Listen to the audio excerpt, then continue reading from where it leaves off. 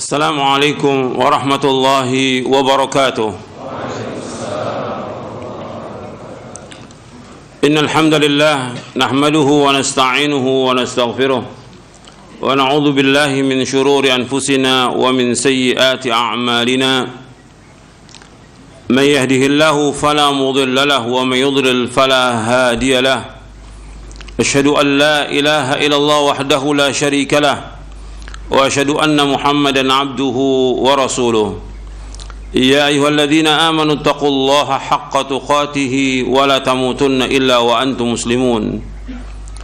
Ya ayyuhan nasu taqu rabbakumul ladzi khalaqakum min nafsin wahidah wa khalaqa minha zawjaha wa batha minhuma rijalan katsiran wa nisaa'a wattaqullaha alladzi tasaaluna bihi wal arham innallaha kana 'alaikum raqiba.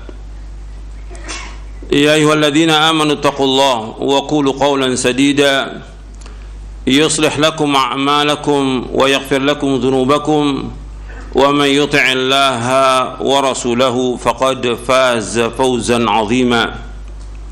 أما بعد فإن أصدق الحديث كتاب الله وخير الهدي هدي محمد صلى الله عليه وعلى آله وسلم وشر الأمور محدثاتها وكل محدثة بدعة وكل بدعة ضلالة وكل ضلالة في النار. Ayyuhal ikhwah, a'azakumullah, kepada jamaah yang hadir, ikhwan dan akhwat yang mudah-mudahan dirahmati oleh Allah Ta'ala, dan kepada seluruh kaum muslimin yang mendengarkan kajian ini yang mudah-mudahan dirahmati oleh Allah Ta'ala. Ayyuhal ikhwah, a'azakumullah, sebelum kajian ini saya ingin memberikan nasihat untuk saya dan untuk antum sekalian. Kita bersyukur kepada Allah Subhanahu wa taala atas segala nikmat yang Allah karuniakan kepada kita, nikmat Islam, nikmat iman, nikmat sehat, nikmat afiat. Dan juga kita bersyukur kepada Allah Subhanahu wa taala diberikan oleh Allah taala hidayah taufik untuk mengaji, untuk menuntut ilmu. Ini kenikmatan yang luar biasa yang wajib kita syukuri. Kita diberikan hidayah untuk talabul ilmi syar'i yang merupakan kewajiban atas setiap muslim dan muslimah. Talabul ilmi faridatun ala kulli muslimin. Menuntut ilmu itu wajib atas setiap muslim. Kalau disebutkan muslim termasuk muslimah. Ini nikmat yang besar yang kita wajib syukuri. Betapa banyak orang-orang yang tidak diberikan hidayah untuk talabul ilmi. Jutaan orang tidak diberikan hidayah untuk talabul ilmi. Antum diberikan oleh Allah hidayah untuk talabul ilmi. Maka gunakan kesempatan ini sebaik-baiknya untuk mendapatkan ilmu yang bermanfaat. Antum gunakan kesempatan ini untuk betul-betul menuntut ilmu, mengaji, memperhatikan apa yang disampaikan, memahami. Kemudian antum berusaha untuk mengamalkan dalam kehidupan. Karena banyak orang yang ngaji tapi ilmunya tidak bermanfaat. Itu yang harus dia introspeksi. Kenapa kok tidak bermanfaat ilmunya? Sekian lama ngaji tidak ada perubahan dalam kehidupan. Coba antum perhatikan, ngaji mestinya ada perubahan. Perubahan dalam diri kita, perubahan dalam keluarga kita, perubahan dalam ibadah kita kepada Allah, perubahan dalam kita betul-betul menata hati kita untuk tunduk dan taat hanya kepada Allah, menjaga keikhlasan, ittiba kepada Rasulullah SAW. Begitu juga mengatur waktu kita. Banyak yang menuntut ilmu tidak pandai mengatur waktu. Thalabul ilmi, dia buang-buang waktu dengan sia-sia. Apakah dengan ngobrol, dengan main HP, dengan jalan-jalan, dengan yang lainnya. Coba antum pikirkan, antum talibul ilm mesti berbeda dengan orang awam, berbeda dengan orang umum. Waktu itu sangat berharga dan waktu itu akan ditanya oleh Allah SWT. Antum ingat bahwa Nabi SAW pernah memberikan nasihat kepada sahabat Ibnu Umar. Ibnu Umar masih muda, umurnya belum sampai 20 tahun. Ibnu Umar, Nabi mengatakan kepada Ibnu Umar radhiyallahu anhuma, kun fid dunya ka'annaka gharibun aw abiru sabilin wa'udda nafsaka min ahlil kubur. Kata Nabi SAW kepada Ibnu Umar radhiyallahu anhuma, kun fid dunya ka'annaka gharib, hendaklah kamu jadi dunia seperti orang asing, au abiru sabilin, atau engkau orang yang dalam perjalanan, wa'udda nafsaka min ahlil kubur, dan hitung dirimu termasuk orang yang pasti mati, pasti menjadi penghuni kubur. Hadis ini sahih diriwayatkan oleh Imam Bukhari, Abu Daud, Tirmidzi, Ahmad dan yang lainnya. Tapi kalimat wa'udda nafsaka min ahlil kubur tidak ada dalam riwayat Bukhari. Dalam riwayat yang lain ada. Nabi menyebutkan kepada Ibnu Umar ini, jadilah kamu dunia seperti orang asing atau orang dalam perjalanan. Orang asing atau orang yang dalam perjalanan itu betul-betul dia menjaga waktunya. Waktunya sangat berharga. Kalau umpamanya orang ditugaskan di luar kota seminggu, bagaimana kerjaan dia bisa selesai dalam 3 hari? Karena apa? Karena dia kangen kepada keluarganya. Betul-betul dia jaga waktunya itu. Kemudian orang yang asing atau orang dalam perjalanan, mesti dia mempunyai apa? Bekal. Kita ini sedang berjalan menuju kepada Allah. Kita pasti akan mati dan kita pasti akan dihisab oleh Allah. Maka kita wajib mempersiapkan bekal. Bekal yang terbaik apa? Taqwa. Wa tazawwadu fa inna khairaz zadi taqwa wattaquni ya ulil albab. Berbekalah kalian, dalam surah Al-Baqarah, berbekalah kalian karena sebagai bekal takwa. Bertakwalah kepadaku, wahai orang berpikir. Maka mempersiapkan bekal untuk akhirat.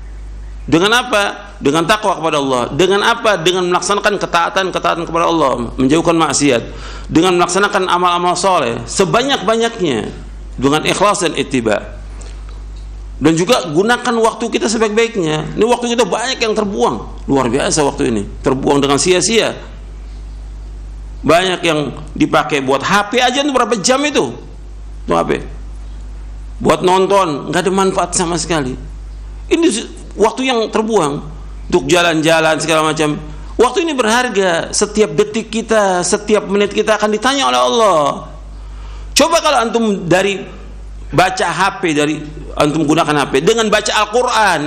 Nih Al-Quran dibaca nih, ribuan kali manfaatnya Al-Quran ini. Bukan 1, 2 atau 10, ribuan kali manfaat Al-Quran antum baca. Coba sehari bisa nggak kita baca 2 juz? Saya lihat banyak yang ngaji nggak ada manfaatnya. Waktu yang terbuang dengan sia-sia. Main HP, nonton, jalan-jalan. Waktu ini sangat berharga, akan ditanya oleh Allah pada kiamat. Wa an umrihi fima afna, tentang umurnya dihabiskan untuk apa, akan ditanya oleh Allah. Coba antum perhatikan deh. Kemudian Nabi mengingatkan kita di hadis ini, wa'udda nafsaka min ahlil kubur. Hendaklah kamu hitung dirimu termasuk orang yang pasti akan mati. Kalau orang pasti akan mati, besok akan mati, ya udah persiapan dong. Apa yang harus kita persiapkan dari amal-amal soleh dan menjauhkan dosa maksiat? Jangan ada waktu yang terbuang dengan sia-sia, jangan. Kayak waktu untuk baca SMS saja habis waktu kita. WA aja udah berapa habis waktu kita. Coba baca Quran, selembar aja enggak. Sehari ini minimal kita 1 juz atau 2 juz kita baca Al-Quran. Belum lagi baca hadis Nabi, belum baca buku yang bermanfaat, belum lagi melakukan amal-amal soleh yang bermanfaat buat kita di akhirat nanti. Makanya setelah itu Ibnu Umar mengatakan begini, setelah nasihat oleh Nabi SAW, kata Ibnu Umar radhiyallahu anhuma, idza amsayta fala tantadhir as-sabah wa idza asbahta fala tantadhir al-masa wa khudh min sihhatika limaradik wa min hayatika limautik. Kata Ibnu Umar radhiyallahu anhu, apabila engkau berada pada waktu sore, jangan tunggu waktu pagi. Apabila engkau berada pada waktu pagi, jangan tunggu waktu sore. Gunakan sehatmu sebelum sakitmu, gunakan hidupmu sebelum matimu. Jadi waktu ini sangat berharga. Ibnu Umar yang diberikan nasihat oleh Rasulullah SAW memberikan nasihat kepada kita, kalau udah berada waktu sore, jangan tunggu waktu pagi. Apa yang bisa kerjakan waktu sore? Antum atur. Antum bisa baca buku, ada saya sudah nulis buku tentang itu. Yang pertama, waktumu dihabiskan untuk apa? Antum baca itu. Yang kedua, dunia lebih jelek daripada bangkai kambing. Antum baca itu, buku itu. Bagaimana ngatur waktu kita dari mulai kita bangun tidur sampai tidur lagi. Sore apa yang bisa kita kerjakan sore? Apa jalan-jalan, ngobrol, sepi anak-anak kecil. Kalau anak kecil minta jalan sore, minta main. Kita mesti berbeda dong. Thalibul ilm.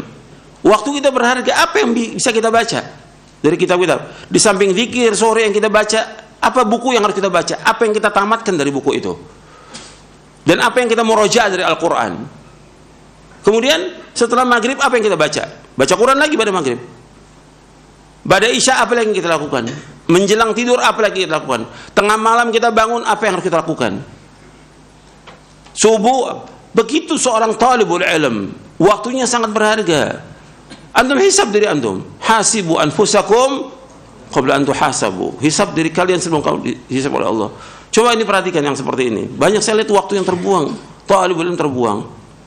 Antum dipilih oleh Allah untuk ngaji, untuk nuntut ilmu.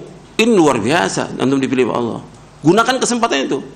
Banyak orang-orang yang sudah dipilih, kemudian setelah itu dia gunakan waktu yang sia-sia. Akhirnya lama-kelamaan udah dia jenuh dengan ngaji. Akhirnya sama dengan orang awam. Terus bagaimana? Ya terus dia berbuat dosa dan maksiat yang akhirnya dalam kehidupan dia su'ul khatimah. Waliyadzubillah. Ini bukan main-main, ini hidup ini betul-betul kesungguhan yang kita akan ditanya oleh Allah. Apakah antum sebagai orang umum yang diberikan kesempatan untuk ngaji, atau antum anak pondok? Kalau anak pondok ada kewajiban lagi di samping antum thalabul ilmi, membaca kitab, murajaah, antum juga punya kewajiban untuk mendakwakan keluarga. Sama seperti antum juga yang ngaji, meskipun bukan dari pondok, ada kewajiban. Apa sih kewajiban kita kepada keluarga kita? Apa habis ngaji sudah, taruh bukunya, selesai? Apa sih yang saya dapat dari ilmu ini? Apa yang saya harus amalkan? Apa yang harus kita dakwakan kepada keluarga? Ada kewajiban yang Allah firmankan dalam Al-Quran, ya ayyuhalladzina amanu qu anfusakum wa ahlikum nara. Wahai orang beriman, jagalah diri kamu dan keluarga kamu dari api neraka. Bagaimana menjaga mereka dari api neraka? Dengan melaksanakan perintah Allah, menjauhkan larangannya. Memberikan nasihat kepada mereka dengan nasihat takwa. Apa yang harus mereka lakukan? Terus ingatkan, baik yang wajib maupun yang sunnah. Nggak tinggal tuh, yang wajib maupun yang sunnah. Hatta dia sudah dewasa, kewajiban orang tua, ingatkan juga anaknya. Untuk mengingat Rasulullah SAW, hatta Fatimah dengan Ali bin Abi Thalib radhiyallahu anhuma. Fatimah dengan Ali, meskipun dia sudah nikah, tetap Nabi ingatkan sholat malam, bangun sholat malam, bangun sholat malam. Diingatkan bangun sholat malam. Meskipun dia sudah nikah, tetap diingatkan. Jangan diam, sholat diingatkan itu. Itu yang sunnah, apalagi yang wajib. Jadi ini harus terus diingatkan. Ya, antum belajar untuk antum sampaikan. Yang jadi pondok tadi, dia harus belajar lagi dan mengajar. Kalau udah mengajar, ada kewajiban dia untuk mendidik mereka di atas Islam dan sunnah. Untuk belajar, yang dipelajari apa? Quran dan sunnah. Yang disampaikan juga Quran dan sunnah ala fahmi salaf. Antum dipilih oleh Allah untuk thalabul ilmi di pondok. Antum belajar bertahun-tahun, bukan setahun 2 tahun di pondok. Kalau sudah belajar di pondok, baik yang ikhwan maupun akhwat, mestinya begitu keluar dari pondok, ada hasil dari pondok itu, apa yang bermanfaat buat dia lakukan dalam kehidupan ini. Dia dipilih oleh Allah untuk masuk ke pondok. Bukan dia bisa sendiri untuk ke pondok, tidak. Tapi Allah pilih dia ke pondok. Sama seperti anak-anak yang belajar di Madinah.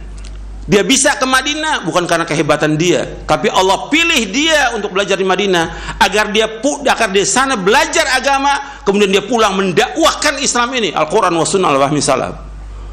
Bukan diam dia, bukan pulang kemudian dia cari maisha. Betul, wajib cari maisha, tapi ada kewajiban dia yang Allah bebankan kepada dia untuk mendakwahkan Al-Quran wa sunnah al-fahmi salaf. Itu kewajiban dia. Bukan dia kemudian dia cari sibuk dengan yang lain, sibuk dengan usaha, dengan dagang. Boleh, wajib cari maisha, dia wajib. Tapi kewajiban dia yang terbesar, Allah pilih dia belajar di Madinah untuk apa? Untuk dia pulang mendakwakan Quran wa sunnah ala fahmi salaf. Yang paling penting dakwakan oleh dia adalah tauhid kepada Allah, menjauhkan syirik, melaksanakan sunnah dan menjauhkan bid'ah. Itu kewajiban dia. Dia harus bimbing umat ini. Siapa lagi yang mau bimbing? Justru anak-anak pondok dan juga orang-orang yang tamatan dari Madinah, yang dari Riyadh, yang lain, dia pulang untuk mengajarkan Quran wa sunnah ala fahmi salaf. Kewajiban dia, dan Allah akan tanya di hari kiamat nanti, apa dia belajar dan apa yang dia harus sampaikan kepada umat ini. Umat butuh ilmunya dia.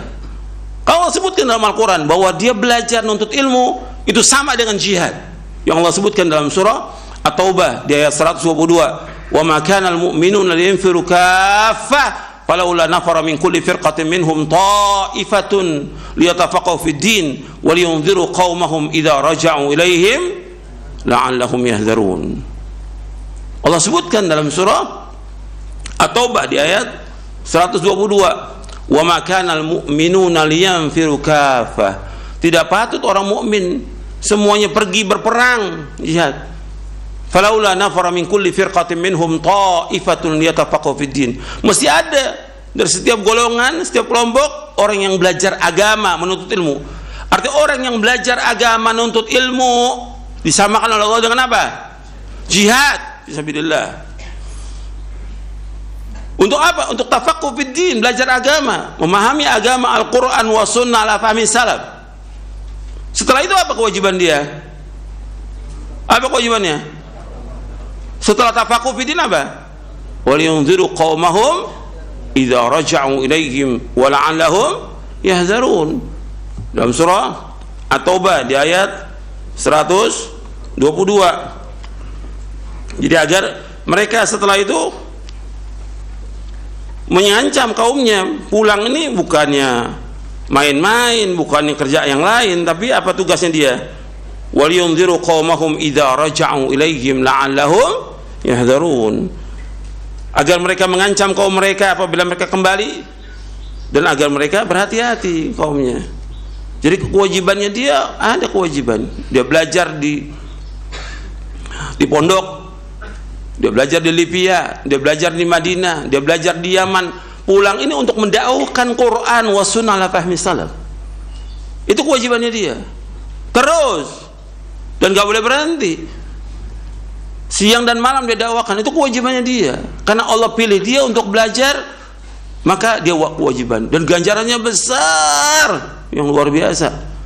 Selama dia dakwakan, selama itu dapat mengalir pahalanya. Man dalla ala khairin kafa'ili, barang siapa menunjukkan orang berkebaikan, dia akan dapat ganjaran terus. Man da'a ila hudan kana lahu minal ajri mithla ujuri man tabi'ahu min ghairi an qusa min ujurihim syai'. Kata Nabi SAW dalam hadis riwayat Muslim, barang siapa yang mengajak orang pada petunjuk, maka dia dapat ganjaran, terus dapat ganjaran orang-orang yang mengikutinya, dan tidak kurang sedikit pun juga. Ini kewajiban. Jadi jangan ditinggalkan. Kepada yang ngaji tetap harus introspeksi, merubah, artinya kepada kebaikan. Kalau kita nggak berusaha untuk merubah, siapa lagi? Kita jadi contoh. Yang belajar di pondok juga demikian, yang belajar di Madinah juga demikian. Antum kewajiban mendakwakan Quran wa sunnah al-fahmi salaf. Terjun di masyarakat, dakwakan kepada umat ini agar umat paham. Jutaan orang yang tidak paham tentang agama, jutaan. Dan itu kewajiban kita. Apa kita mau biarkan mereka dalam kegelapan, dalam zulumatul jahal, zulumatul syirik wa zulumatul bidah? Mereka dalam kegelapan kebodohan, kegelapan syirik, kegelapan bidah. Kewajiban kita untuk memberikan cahaya kepada mereka. Dan itu tanggung jawab kita, dan akan ditanya di hari kiamat nanti. Makanya perhatikan itu, bahwa ada kewajiban kita yang harus kita sampaikan. Tapi tetap sebelum kita melangkah untuk mendakwakan orang lain, kita dakwakan diri kita dulu. Dakwakan keluarga kita, ku anfusakum wa ahlikum nara. Kemudian dakwakan sanak kerabat kita, wa anzir ashiratakal aqrabin. Ancam keluarga kita yang terdekat, semua keluarga kita ancam. Dakwakan mereka agar mereka paham tentang agama ini. Karena itu kewajiban kita. Kita nggak bisa diam. Siang malam apa yang bisa kita lakukan untuk mereka? Ini kewajiban. Dan antum dapat ganjaran besar. Karena tujuan hidup kita, puncak cita-cita seorang mukmin adalah apa? Sorga. Gitu. Dan itu harus dicapai. Bagaimana caranya untuk bisa mendapatkan ini? Jadi harus, waktu itu sangat berharga antum gunakan kesempatan. Jangan udah nuntut ilmu masih main HP, masih buang-buang waktu, masih nonton, tengah malam masih nonton. Apa manfaatnya antum belajar? Apa manfaatnya antum belajar? Mestinya antum baca Quran tengah malam, antum baca buku yang bermanfaat, antum bangun tengah malam, antum tahajud, antum doa kepada Allah. Manfaat. Jadi harus apa yang kita kerjakan yang bermanfaat. Jangan kita jadi orang yang tidak bermanfaat, jangan. Kata Nabi SAW, khairun nas anfa'um linnas, sebaik-baik manusia yang bermanfaat buat orang lain. Bukan untuk diri kita sendiri, jangan. Apa yang bermanfaat? Kita harus bermanfaat. Ilmu kita harus bermanfaat, dakwah kita bermanfaat, harta kita bermanfaat untuk umat ini. Harus bermanfaat buat umat. Nggak boleh kita ngurus diri kita sendiri. Nggak, semua orang harus bermanfaat dengan apa yang ada pada kita. Jadi kita orang yang mubarak. Wa ja'alani mubarakan aina ma kuntu. Dan Allah jadikan aku sebagai orang yang berkah di mana aku berada. Barokah dia. Di mana dia berada, manfaat hidupnya. Antum harus jadi seperti itu. Thalibul ilm bermanfaat buat dirinya, bermanfaat buat istrinya, bermanfaat buat anaknya, bermanfaat buat orang tuanya, bermanfaat buat tetangganya, bermanfaat buat umat. Antum harus jadi orang yang bermanfaat. Jangan jadi sia-sia, jangan. Jangan berbuat dosa dan maksiat, tinggalkan semuanya. Kita harus jadi orang yang baik. Dengan ngaji ini ingin jadi orang baik, jadi orang yang bertakwa, jadi orang yang saleh, dan juga muslih. Bukan hanya saleh, tapi muslih, memperbaiki orang lain. Jelas sampai sini? Mudah-mudahan bermanfaat. Wassalamualaikum warahmatullahi wabarakatuh. Sekarang kita lanjutkan kajian kita.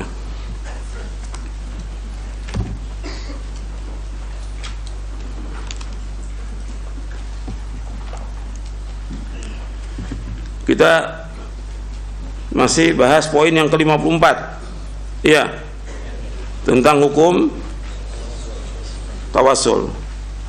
Kemarin sudah kita bahas bahwa tawassul itu ada yang masyru', ada yang bid'ah, ada yang syirik.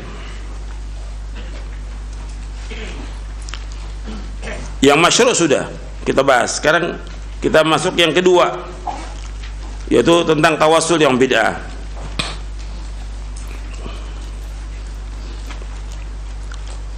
Tawassul yang bid'ah yaitu mendekatkan diri kepada Allah dengan cara-cara yang tidak sesuai dengan syariat. Tawassul yang bid'ah ini ada beberapa macam. Di antaranya, yang pertama, tawassul dengan kedudukan Nabi Muhammad sallallahu alaihi wa ala alihi wasallam atau kedudukan orang selainnya. Perbuatan ini adalah bid'ah dan tidak boleh dilakukan.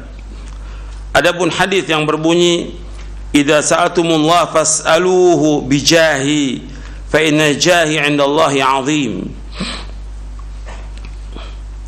Jika kalian hendak memohon kepada Allah, maka mohonlah kepadanya dengan kedudukanku, karena kedudukanku itu di sisi Allah adalah sangat agung.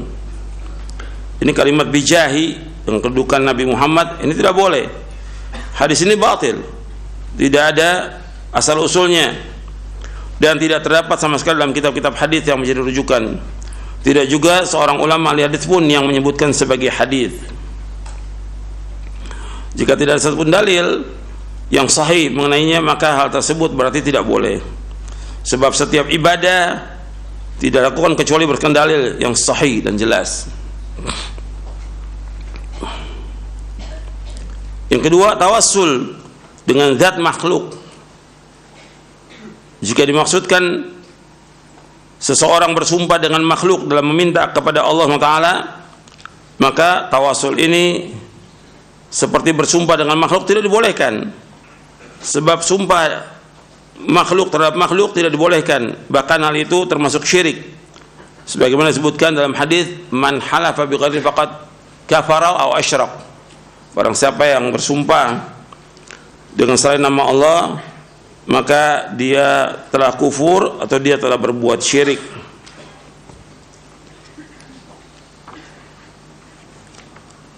Saya pernah bawakan itu di hadisnya di poin yang ke-8 ketika membahas tentang syirik kecil. Saya bawakan hadis Nabi di poin yang ke-8 itu, man halafa bi ghairi llahi faqad kafara wa asyrak. Barang siapa bersumpah dengan selain nama Allah, maka ia telah berbuat kufur atau syirik. Hadis ini sahih, diriwayatkan oleh Imam Tirmidzi, Ahmad dan Hakim dari sahabat Abdullah bin Umar radhiyallahu anhuma. Ya, tawassul dengan zat makhluk untuk bersumpah dengan makhluk tidak dibolehkan, dan ini termasuk kufur dan syirik, tidak boleh.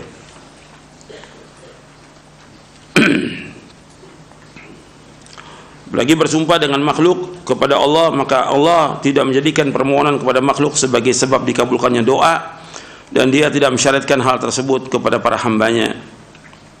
Artinya dia bersumpah dengan nama makhluk yang dia minta kepada Allah Subhanahu wa taala, ini tidak dibenarkan. Bersumpah harus dengan nama Allah, tidak boleh dengan nama makhluk. Tidak boleh dengan nama Nabi Muhammad, tidak boleh. Dengan nama Ka'bah juga nggak boleh. Dia bersumpah harus dengan nama Allah, demi Allah, wallahi, tallahi, billahi. Nggak boleh dia bersumpah dengan nama Nabi Muhammad SAW atau dengan Ka'bah atau dengan yang lain, nggak boleh. Harus dengan nama Allah. Yang ketiga, tawassul dengan hak makhluk. Tawassul ini pun tidak dibolehkan karena dua alasan. Pertama, bahwa Allah Azza wa Jalla tidak mewajibkan, bahwa Allah Azza wa Jalla tidak wajib memenuhi hak atas seseorang, tetapi justru sebaliknya, Allah lah yang menganugerahi hak tersebut kepada makhluknya. Sebagaimana Allah berfirman, wa kana haqqan alaina nasrul mu'minin, dan merupakan hak kami untuk menolong orang-orang yang beriman. Orang yang taat berhak mendapatkan balasan kebaikan dari Allah karena anugerah dan nikmat, bukan karena balasan setara sebagaimana makhluk dengan makhluk yang lainnya. Artinya, kalau Allah itu punya hak, haknya Allah itu bukan seperti kita, bahwa kita wajib melaksanakan hak kepada orang lain atau wajib melaksanakan hak kepada Allah. Tapi hak Allah itu merupakan anugerah, pemberian, nikmat kepada hambanya. Karena Allah tidak terkena hukum wajib, tidak. Yang terkena hukum wajib dan yang lainnya adalah siapa? Makhluk. Gitu. Jadi ketika disebutkan hak itu, bahwa itu merupakan hak yang merupakan nikmat atas hambanya.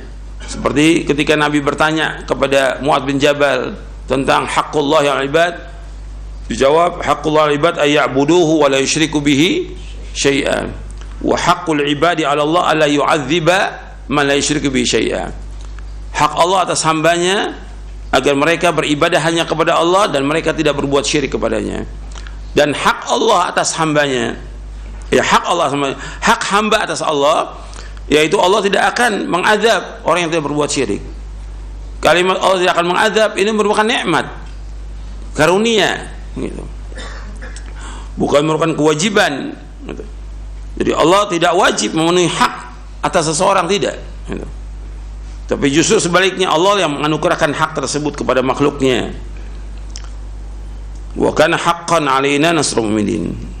Di antara contohnya itu dua contoh sudah. Yang pertama ayat ini, yang kedua hadis Nabi, wa haqqul ibadi 'ala Allah alla yu'adziba man la yusyriku bihi syai'a. Dan hak hamba atas Allah, Allah nggak akan mengadab orang yang tidak menyekutukannya dengan sesuatu pun juga. Jadi orang yang taat berhak mendapatkan balasan kebaikan dari Allah. Karena apa? Anugerah dan nikmat. Jadi Allah memberikan balasan karena anugerah dan nikmat Allah Ta'ala kepada mereka. Seperti orang masuk surga. Dengan apa masuk surga? Dengan apa? Rahmatnya Allah. Amal merupakan sebab untuk masuk surga, tapi untuk masuk ke dalam surganya dengan sebab apa? Rahmat Allah. Karena kalau dibandingkan antara amal dia dengan nikmat yang Allah berikan kepada hambanya, sebanding atau tidak? Tidak.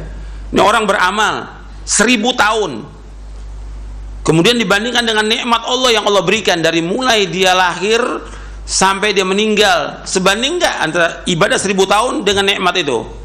Nggak sebanding. Jadi amal sebagai sebab untuk masuk surga, dan ini sudah kita bahas di buku ini, sudah kita bahas. Tapi untuk masuk surganya dengan rahmat Allah, itu anugerah. Sama seperti Allah memberikan ganjaran, pahala, kebaikan, merupakan anugerah. Jadi kita nggak punya hak untuk tawassul dengan haknya makhluk, sehebat apapun makhluk itu. Ya Allah, saya minta dengan haknya Nabi Muhammad, dengan haknya nggak bisa.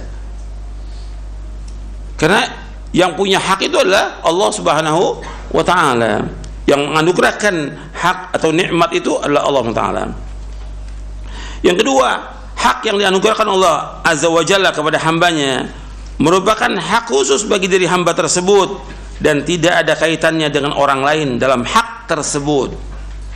Jika ada yang bertawassul dengannya padahal dia tidak mempunyai hak, berarti dia bertawassul dengan perkara yang asing yang tidak ada kaitannya antara dirinya dengan hal tersebut, dan itu tidak bermanfaat untuknya sama sekali. Adapun hadis as'aluka bihaqqis sa'ilin, aku mohon kepadamu dengan haknya orang-orang yang memohon, hadis ini dhaif. Hadis ini lemah. Sebagian diriwayatkan oleh Imam Ahmad. Lafaz ini lafaz Ahmad dan Ibnu Majah. Dalam sanad hadis ini terdapat seorang perawi bernama Atiyah Al-Ufi dari Abu Sa'id Al-Khudri radhiyallahu anhu. Atiyah Al-Ufi adalah seorang perawi yang dhaif, seperti yang dikatakan oleh Imam An-Nawawi rahimahullah dalam kitabnya Al-Adhkar. Syekhul Islam Ibnu Taimiyah rahimahullah berkata dalam kitabnya Al-Qa'idatul Jalilah. Begitu juga Imam Az-Zahabi dalam kitabnya Mizanul I'tidal. Bahkan juga dikatakan dalam kitab Ad-Du'afa bahwasanya Atiyah Al-Ufi disepakati kedhaifannya. Begitu juga dijelaskan oleh Imam Al-Hafidz Al-Haythami dalam kitabnya Majmu'uz Zawaid. Jadi hadis ini nggak bisa dipakai sebagai hujjah. Ya, tawasul yang bid'ah ini banyak dilakukan oleh kaum muslimin. Seperti yang antum juga sudah hafal. Ya Rabbi bil Mustafa baligh maqasidana. Ya Rabbi bil Mustafa. Ya Allah, dengan perantaraan Nabi Muhammad sampaikan maksud kami. Ini nggak boleh. Dan nggak pernah ada sahabat melakukan demikian, tidak pernah ada. Gitu. Jadi kalau kita mau berdoa langsung kepada Allah, karena Allah memerintahkan demikian. Wa qala rabbukum ud'uni astajib lakum. Disuruh langsung untuk berdoa kepada Allah. Dan Allah dekat dengan kita. Wa idza sa'alaka 'ibadi anni fa inni qarib. Jadi Allah itu dekat. Yang kita berdoa langsung kepada Allah tanpa perantara.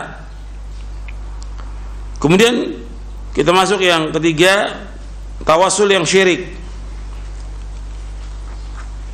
Tawasul yang syirik adalah menjadikan perantara orang yang sudah mati atau selainnya dalam ibadah sebagai objek ibadah dengan tujuan mendekatkan diri kepada Allah, seperti berdoa kepada mereka, meminta hajat kepada mereka, atau mohon pertolongan kepada mereka. Allah Ta'ala berfirman, ala lillahi dinul khalis walladzina ittakhadhu min dunihi awliya ma na'buduhum illa liyuqarribuna ila Allahi zulfa innallaha yahkumu bainahum fima hum fihi yakhtalifun innallaha la yahdi man huwa kadzibun kafar. Ingatlah, hanya milik Allah agama yang murni dari syirik ini. Dan orang-orang yang mengambil pelindung selain Allah berkata, kami tidak menyembah mereka melainkan berharap agar mereka mendekatkan kami kepada Allah dengan sedekat-dekatnya. Sungguh Allah akan memberi putusan di antara mereka tentang apa yang mereka persesikan. Sungguh Allah tidak memberi petunjuk kepada pendusta dan orang-orang yang sangat ingkar. Berarti Allah menyebutkan di sini bahwa agama itu milik Allah. Agama yang murni itu milik Allah. Jadi wajib kita melaksanakan agama ini dengan mentauhidkan Allah, menjauhkan segala macam perbuatan syirik. Baik itu syirkun akbar maupun syirkun asghar. Kita betul-betul harus memurnikan keikhlasan kepada Allah. Kemudian orang-orang yang mengambil Tuhan-Tuhan selain Allah, mengambil pelindung kepada selain Allah, mereka mengatakan kami tidak menyembah mereka, nggak menyembah kubur, patung atau yang lain yang mereka anggap sebagai Tuhan. Kami nggak menyembah mereka, tapi untuk mendekatkan diri kami kepada Allah dengan sedekat-dekatnya. Jadi mereka menjadikan patung dan kubur itu sebagai apa? Sebagai perantara menuju kepada Allah. Dan ini ketika Allah menyebutkan tentang masalah ini, perbuatan mereka ini benar atau salah? Salah. Perbuatan mereka syirkun akbar, syirik yang paling besar. Orang yang berdoa kepada selain Allah, Allah menyebutkan dalam Al-Quran merupakan orang yang paling sesat di muka bumi ini. Orang yang berdoa kepada selain Allah merupakan orang yang paling sesat di muka bumi ini. Nggak ada lagi orang paling sesat kecuali orang yang berdoa, meminta, memohon kepada selain Allah. Antum lihat dalam surah Al-Ahqaf, surah 46 ayat 5 dan 6. Wa man adallu mimma yad'u min dunillahi ma la yastajibu lahu ila yaumil qiyamah wa hum an du'aihim ghafilun. Wa idza husyira an-nasu kanu lahum a'da'an wa idza husyira an-nasu kanu lahum a'da'an wa kanu bi'ibadatihim kafirin. Allah sebutkan dalam surah Al-Ahqaf tentang orang yang paling sesat di muka bumi ini. Di surah Al-Ahqaf, surah yang ke-46 di ayat 5 dan 6, Allah sebutkan wa man adallu mimma yad'u min dunillahi ma la yastajibu lahu ila yaumil qiyamah.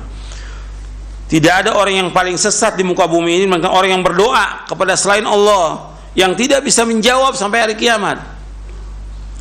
Wa hum an du'aihim ghafilun, sedangkan mereka itu lalai dari orang-orang yang berdoa kepadanya.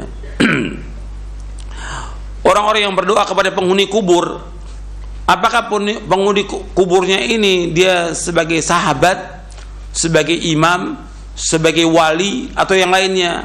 Mereka nggak tahu orang yang datang berdoa kepada mereka, nggak tahu. Allah katakan di sini wahum an du'aihim ghafilun, mereka lalai dari doa orang yang berdoa kepadanya. Kemudian Allah sebutkan di ayat 6-nya wa idza husyiran nasu, dan apabila manusia dikumpulkan di hari kiamat, kanu lahum a'daan, mereka akan menjadi musuh, wa kanu bi'ibadatin kafirin, dan mereka akan mengingkari. Artinya orang-orang soleh yang dikubur yang kemudian orang datang berbondong-bondong minta kepadanya akan mengingkari perbuatan mereka, dan itu penyesalan yang besar itu bagi orang-orang yang berbuat syirik. Perbuatan ini syirkun akbar, syirik yang paling besar. Nah, seperti ini orang-orang kafir, orang-orang musyrik menjadikan kubur-kubur dan yang lainnya sebagai perantara kepada Allah untuk mendekatkan diri mereka dengan sedekat-dekatnya. Dan Allah akan menghukumi di antara mereka tentang apa yang mereka persisikan, dan Allah tidak akan menunjuki orang-orang yang dusta dan kufur. Selanjutnya, tawassul dengan meminta doa kepada orang mati tidak diperbolehkan. Bahkan perbuatan ini termasuk syirkun akbar, syirik yang besar, karena mayit tidak mampu berdoa seperti ketika ia masih hidup. Demikian juga meminta syafaat kepada orang yang sudah mati, karena Umar bin Khattab radhiyallahu an, Muawiyah bin Abi Sufyan radhiyallahu an, dan para sahabat yang bersama mereka, juga para tabi'in yang mengikuti mereka dengan baik, ketika ditimpa kekeringan mereka memohon diturunkan hujan, bertawassul dan minta syafaat kepada orang yang masih hidup, seperti kepada sahabat Abbas bin Abdul Muttalib radhiyallahu an. Dan juga ini waktu zamannya Umar radhiyallahu an meminta kepada Abbas bin Abdul Muttalib untuk berdoa kepada Allah agar Allah turunkan hujan. Padahal Umar ada di Madinah. Umar tidak datang ke kuburan Nabi, tidak. Dan tidak pernah ada sahabat datang ke kuburan Nabi untuk minta sesuatu, tidak ada. Kemudian di zaman Muawiyah bin Abi Sufyan di Syam ini, Muawiyah bin Abi Sufyan di Syam, ketika terjadi kemarau,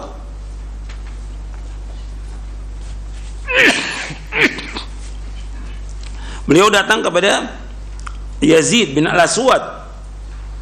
Yazid bin Al-Aswad Al-Jurashi termasuk tokohnya tabi'in, termasuk tokoh tabi'in yang ada di Syam.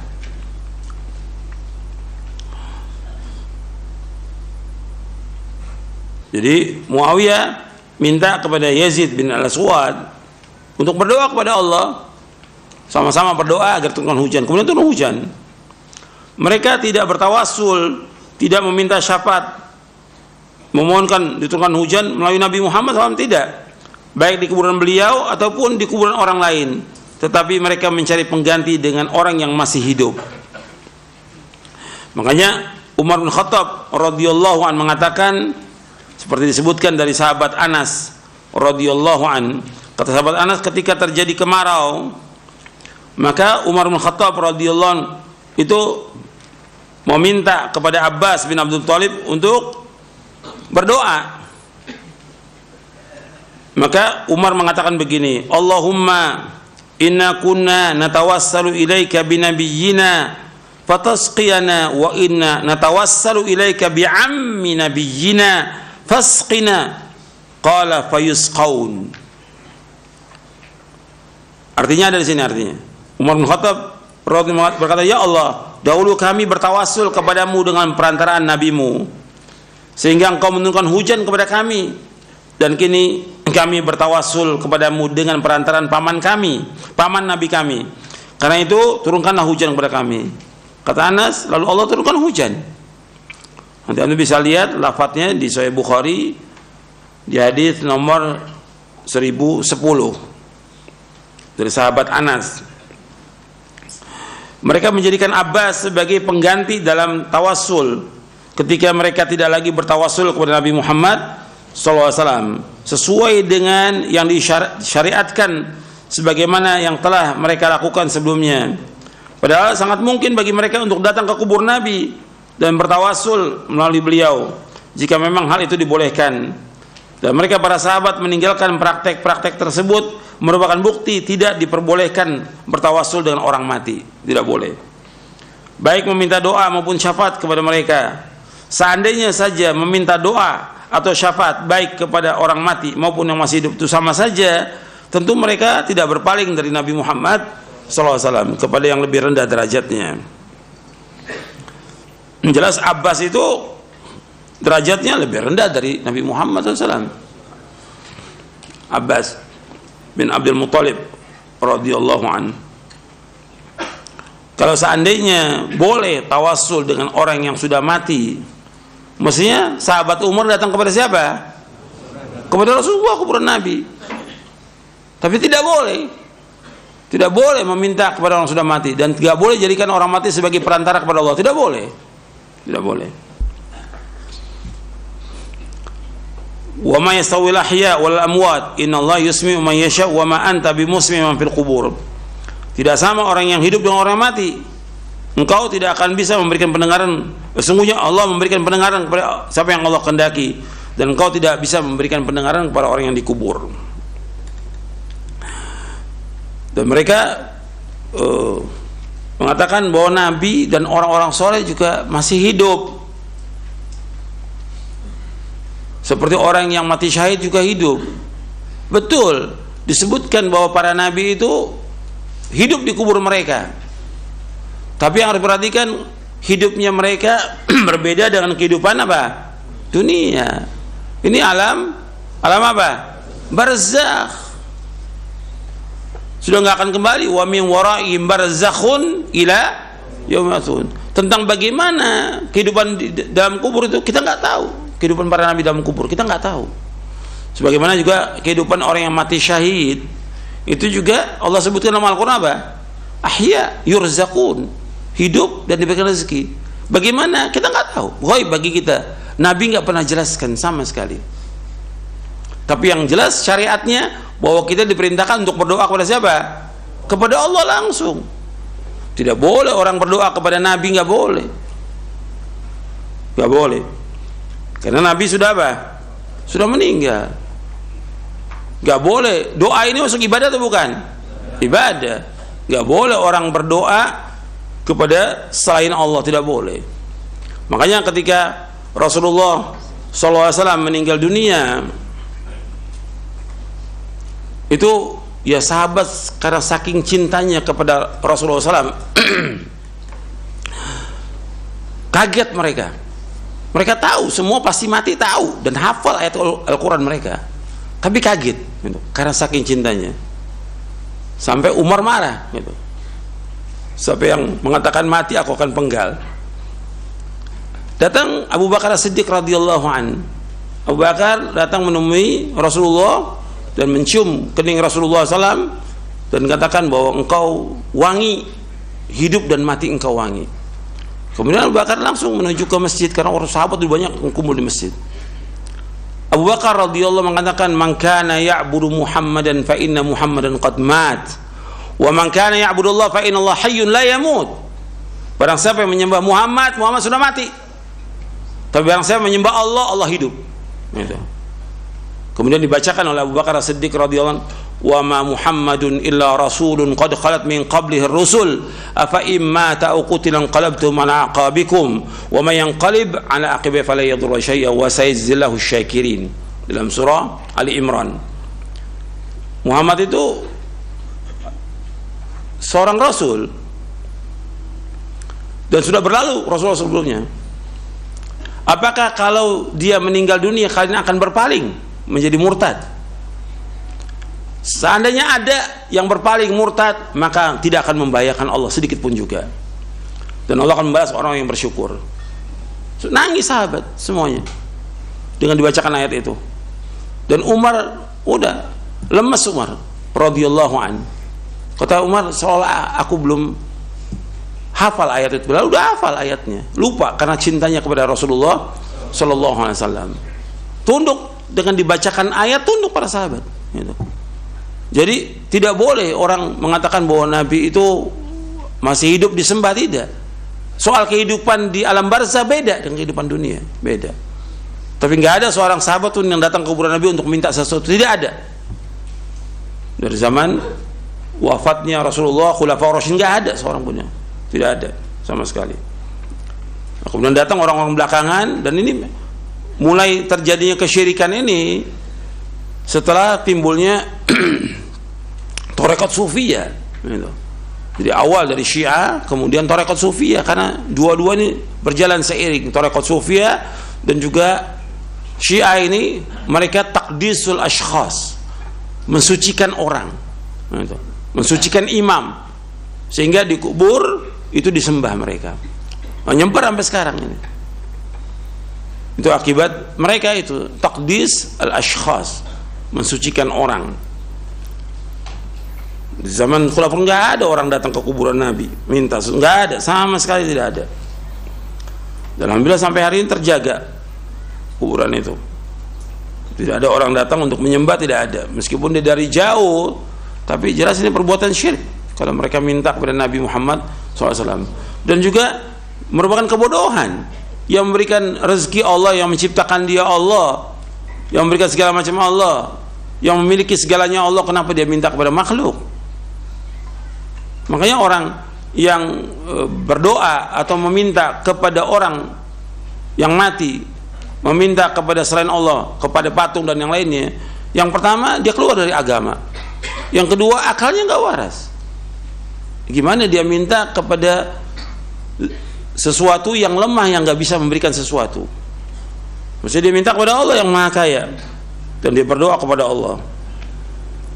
Allah menyebutkan dalam surah Fatir ayat 13-14, ini tambahannya untuk cetakan yang terbaru ya. Ini saya bawakan ayat dalam surah Fatir ayat 13-14. Walladzina tad'una min dunihi ma yamlikuna min qitmir in tad'uhum la yasma'u du'aakum walau sami'u mastajabu lakum wa yawmal qiyamati yakfuruna bisyirkikum wa la yunabbi'uka mithlu khabir.